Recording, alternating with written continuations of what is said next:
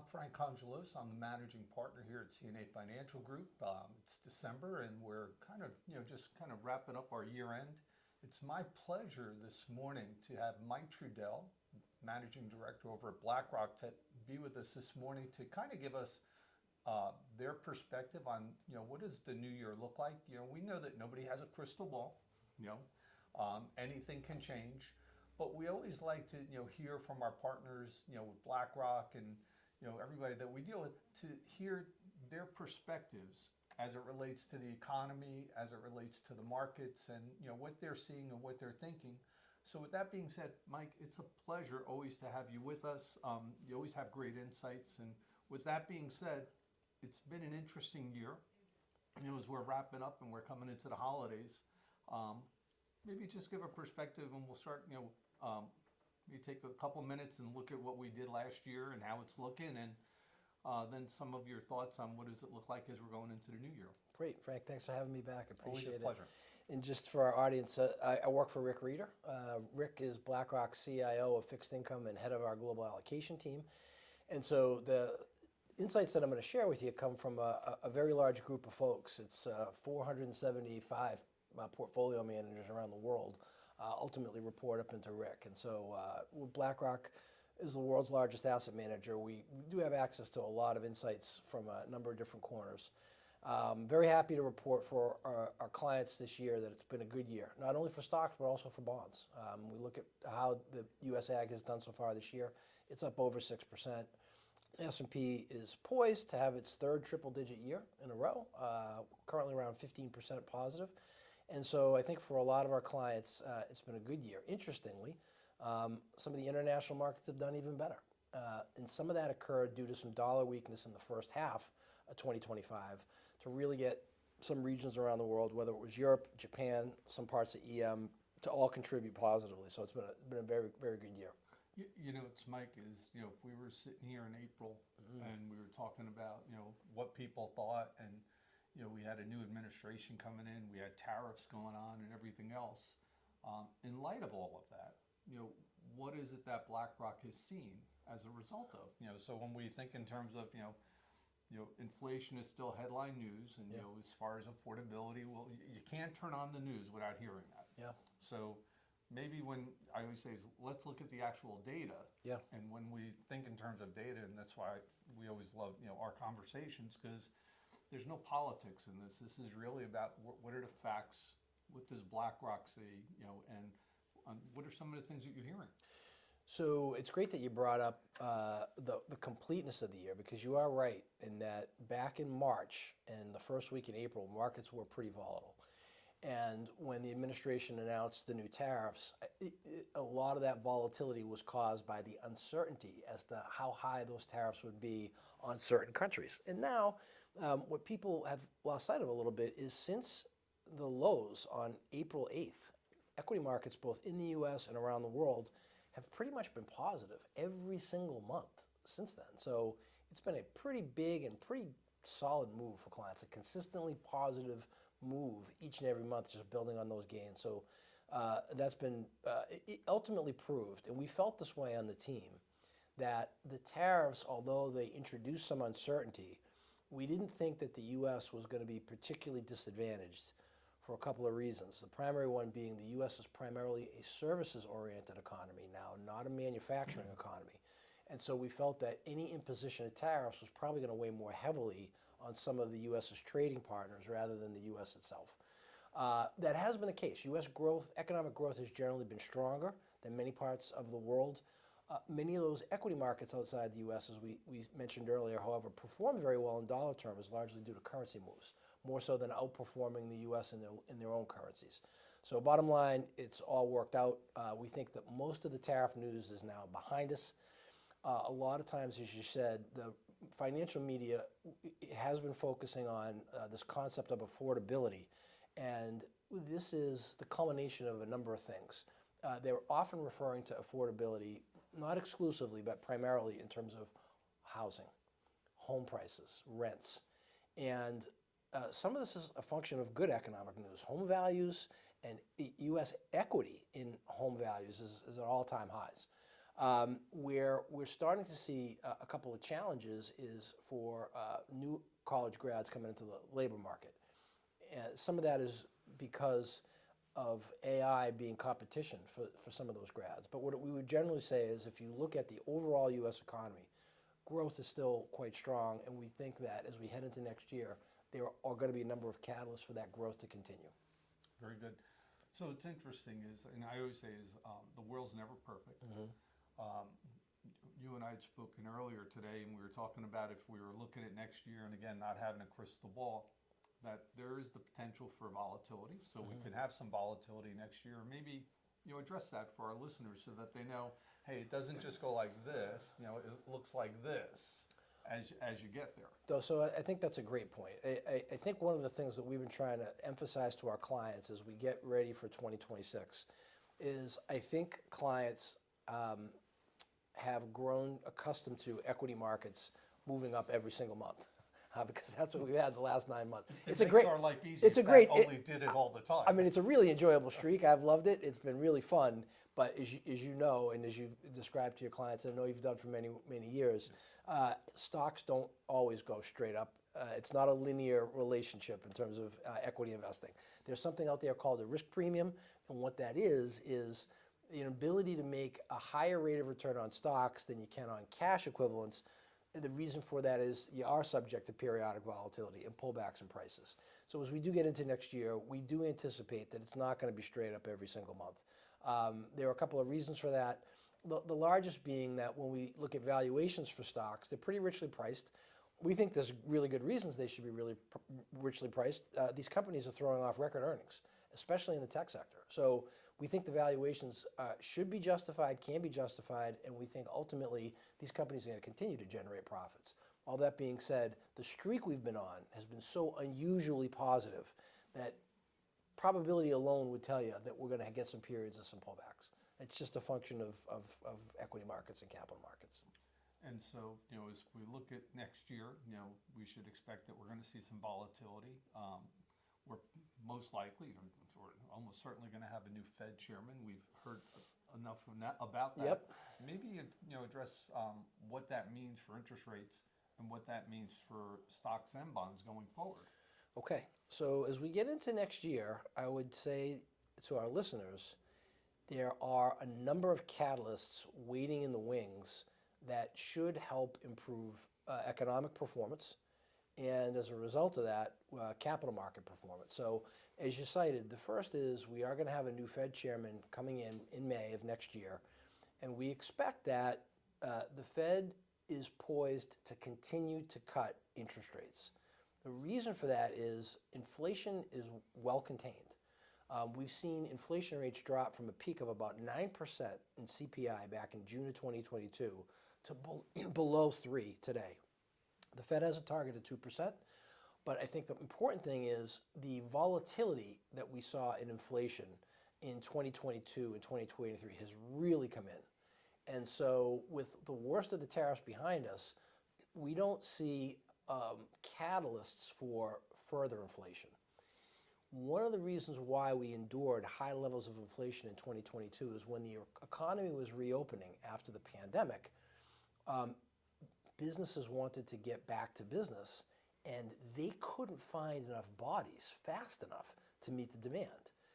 Today's environment, with artificial intelligence becoming more and more prevalent in the economy, we don't think the demand for labor is going to be nearly as high. As a matter of fact, we think companies are going to be reluctant to hire because oftentimes AI is going to be more efficient and it's going to allow them to increase their profits.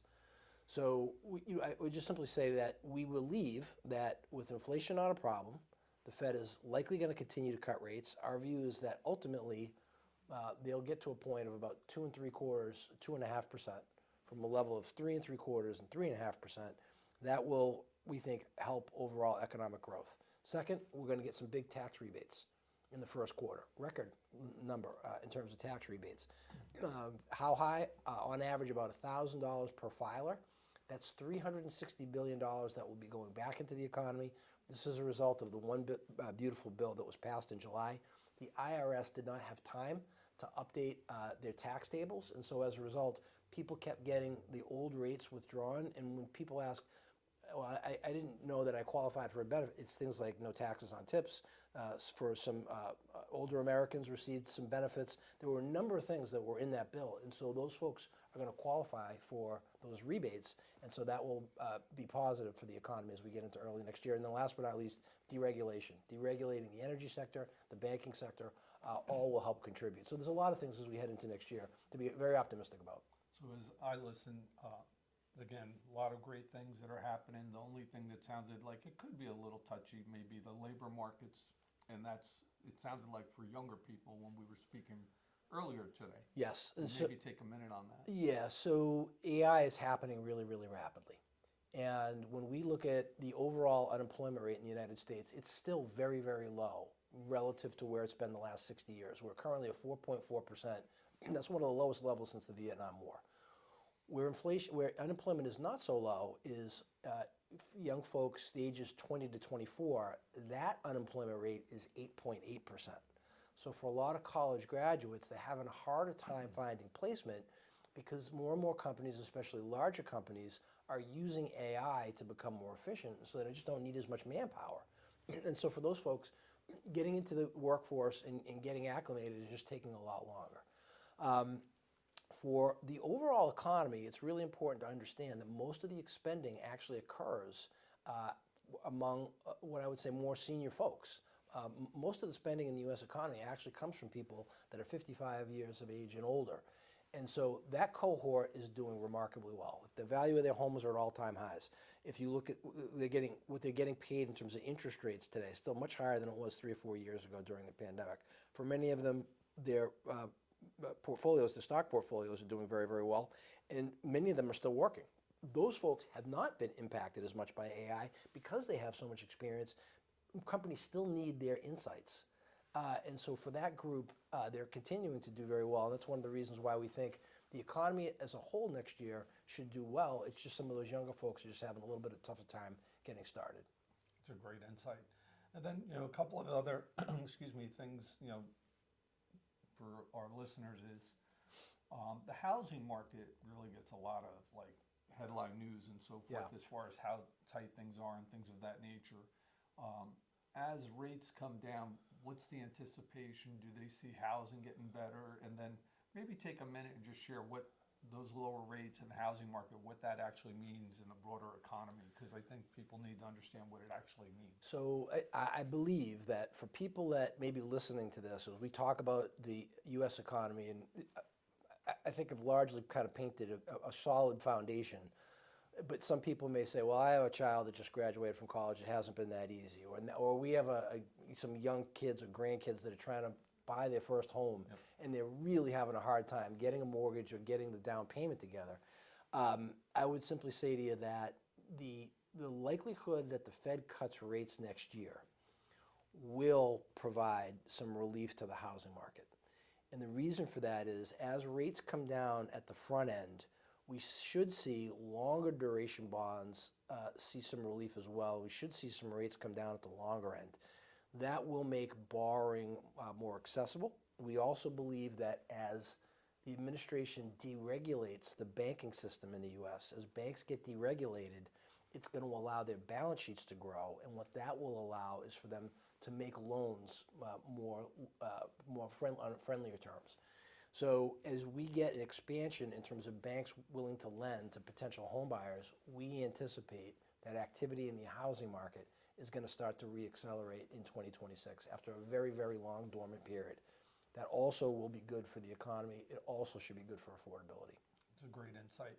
And then the last one, and I thought it was interesting and really insightful the way that you explained it, which is, as AI continues to roll out, and I know people have concerns about it, but as time goes on, it will help companies to become more productive and ultimately more profitable. And although, they may not increase their top line in sales, maybe share, the perspective on profitability, which is, how things change and how, being more efficient may help.